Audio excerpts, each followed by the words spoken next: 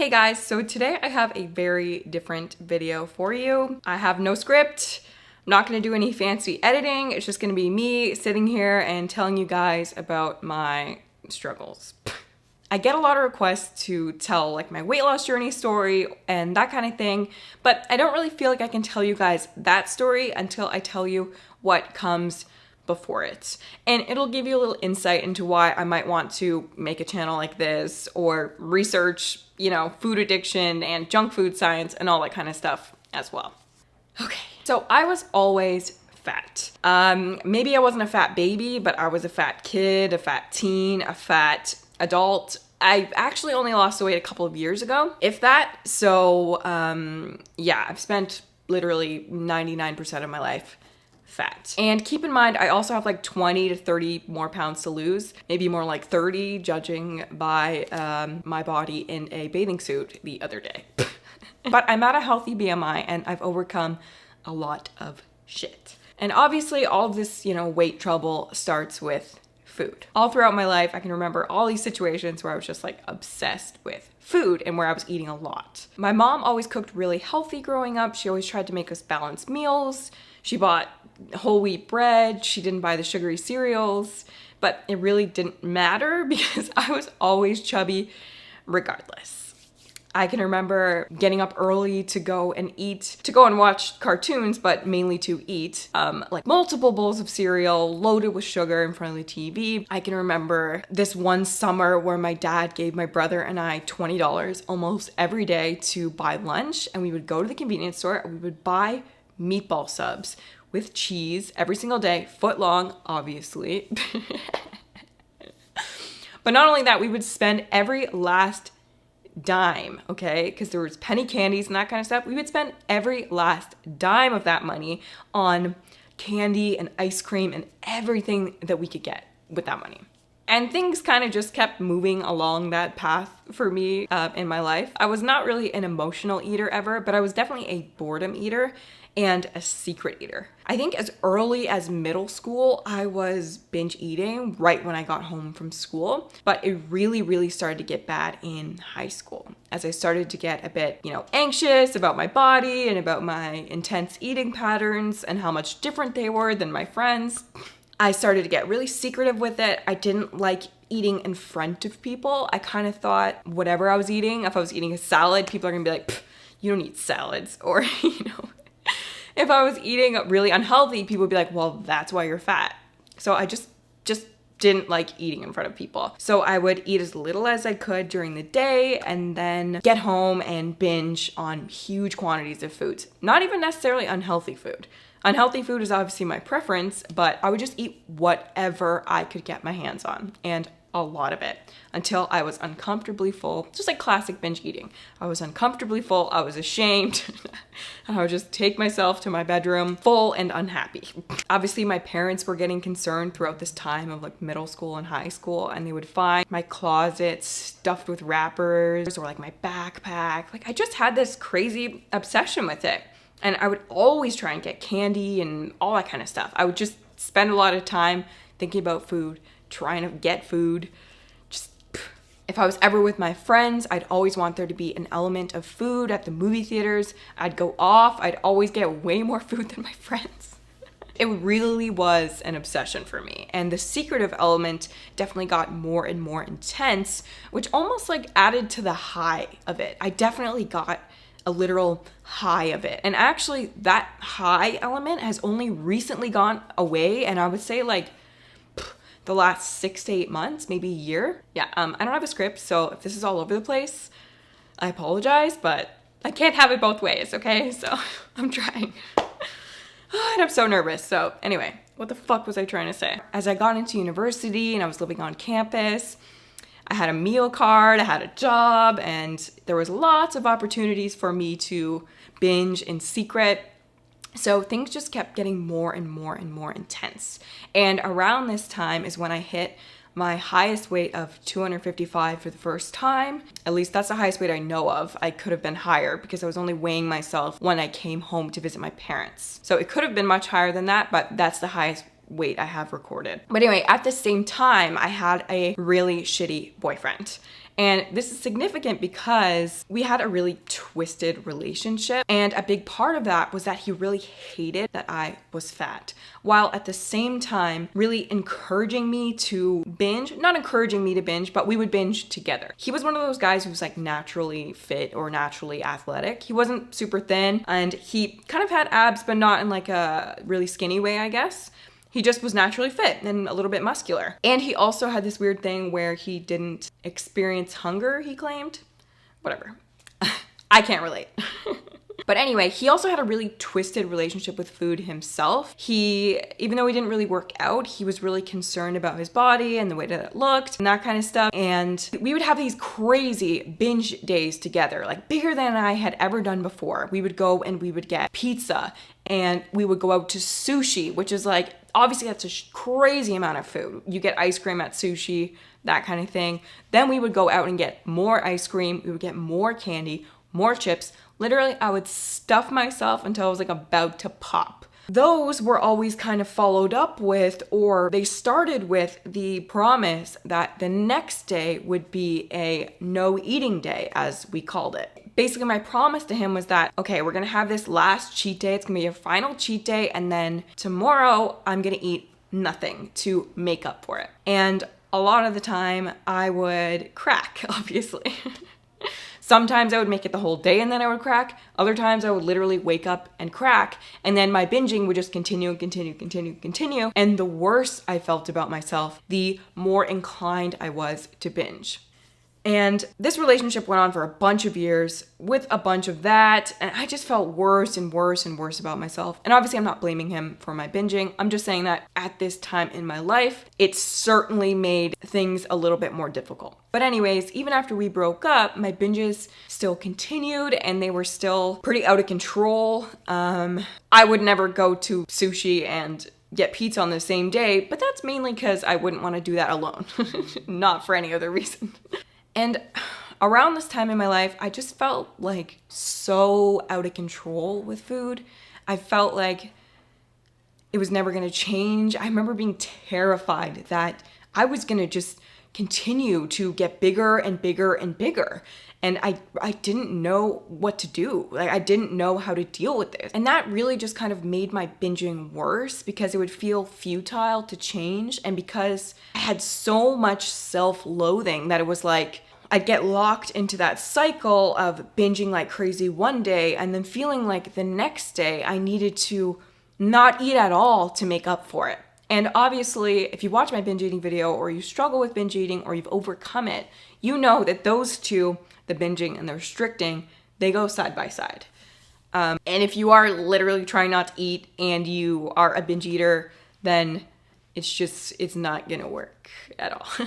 Anyway, these were dark days. I didn't know how I was gonna pull myself out of this. I didn't know if it was even possible for me to lose weight. And anyway, I'm telling you all this because obviously now I'm not that person anymore and I don't feel like that. And I truly believe that going through all that stuff and being where I was with food, being obsessed with food the way I was, if I can lose weight, anybody can lose weight. I truly believe that. If I can lose weight, anyone can lose weight. If you had have asked me back then if I would ever want to eat healthy every day, I would have said no.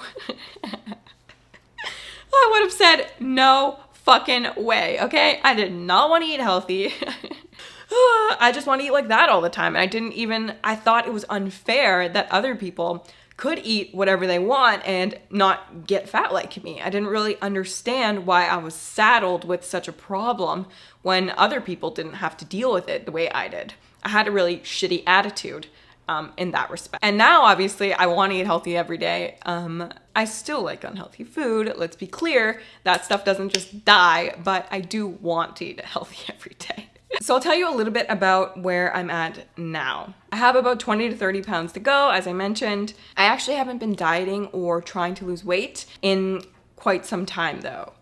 Last year, the restrictive element of my eating disorder, I don't like to call it that, but whatever, it is what it is, got out of control. As you kind of lose weight and as you do anything really and you get momentum, you can do things that you didn't think were possible before or that you were unable to do before. And for me, I was gaining some serious control over my eating for the first time in my life. And again, this was before I even really cared about being healthy. So I was at a point where I would just eat as little as possible every single day. And it only went on for a few months, but it was enough that my hair started falling out. And that was a very harsh lesson to learn. But I'm thankful for it because it really jolted me into having an interest and learning about eating healthy and not dieting in such a problematic way. Now, I didn't do that my entire weight loss journey, but I certainly had this kind of restrictive mentality. I didn't care about health. And that's obviously only a recent thing that has changed. I've just been kind of maintaining.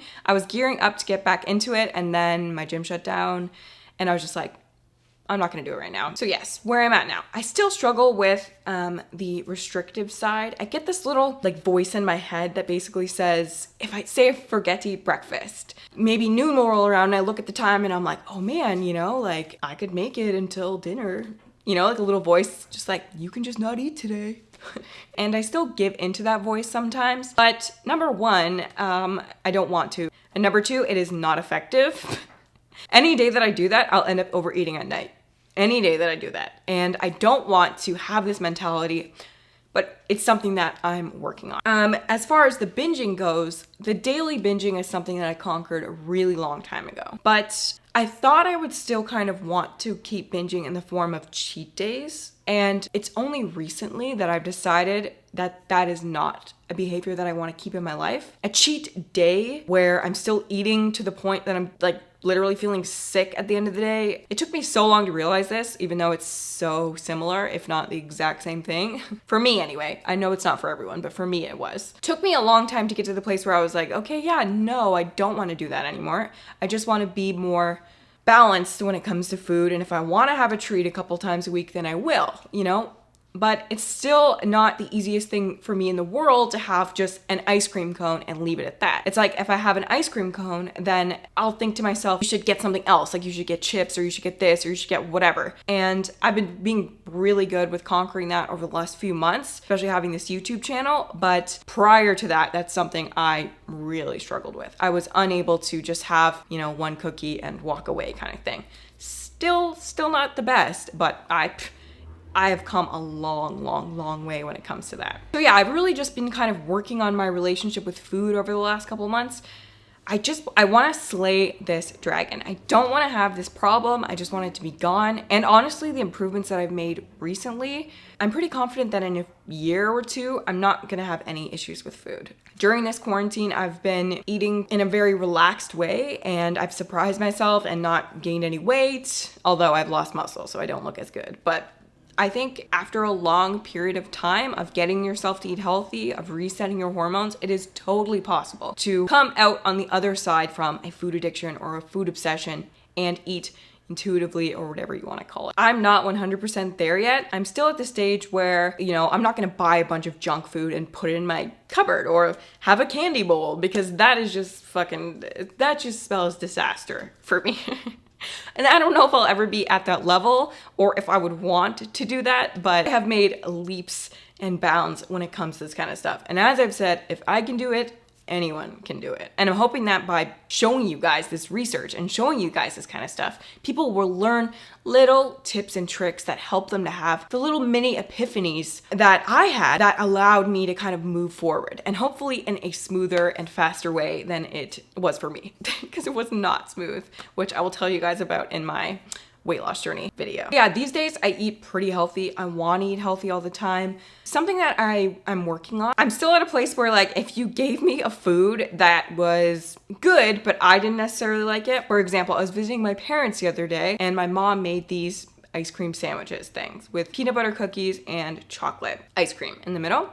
And honestly, I didn't really care for them that much. The peanut butter cookies were hard. No shade to my mom. She didn't make them. So mom, if you're watching this, no shade to you, you didn't make them, so. Yeah, but I still ate the entire thing because, it's ice cream, so I ate it. That kind of thing, I'd like to just get rid of it. I would like to eat foods that I want because I feel that I truly want them, not because I'm responding to the environment in a way that I used to respond to it.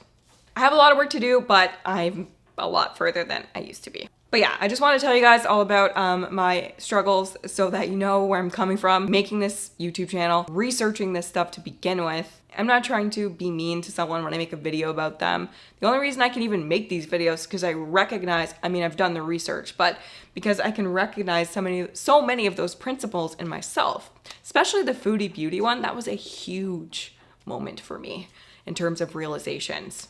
And a lot of the comments have indicated that it was a moment for you guys too. So I'm so thankful for that. I feel like my younger fat self would just be so, and my current self obviously, but in particular my younger self would just be so delighted and, you know, happy to know that all of it was for something, you know? It really creates, it takes that situation and makes meaning out of it and gives that really hard time in my life meaning.